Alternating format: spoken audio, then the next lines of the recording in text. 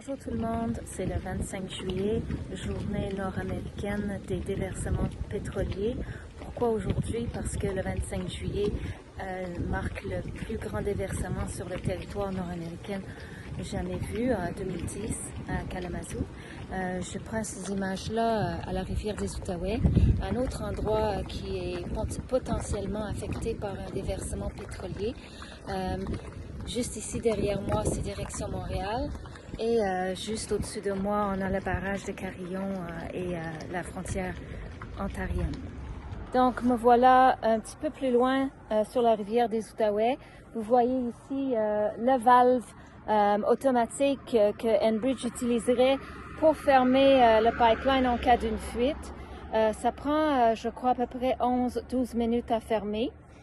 Et ça, c'est si leur système de détection de fuite en Alberta voit une grosse baisse de pression. Donc, pour être visible sur leur radar là-bas, il faut que le volume du pipeline réduise de beaucoup, de 1,5% de son volume. C'est énormément de pétrole.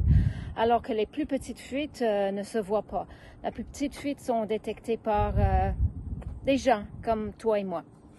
Donc, voilà la valve automatique. Il y a aussi une autre valve près de chez nous qui est la valve manuelle à Sainte-Justine-de-Newton. C'est pas dégagé en hiver, c'est inaccessible.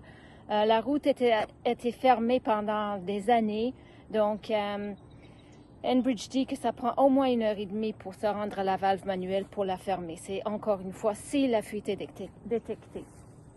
Donc, me voilà comme un con avec mes pancartes que j'ai mis 2 heures à faire. Espérons que d'ici le 25 juillet prochain 2024, il n'y ait pas d'autres gros déversements pétroliers, même si il y en a tout le temps, il y en a des centaines à chaque année. Espérons qu'on arrive à fermer ces pipelines ou d'avoir un calendrier de fermeture et d'autres énergies qui viennent remplacer le pétrole.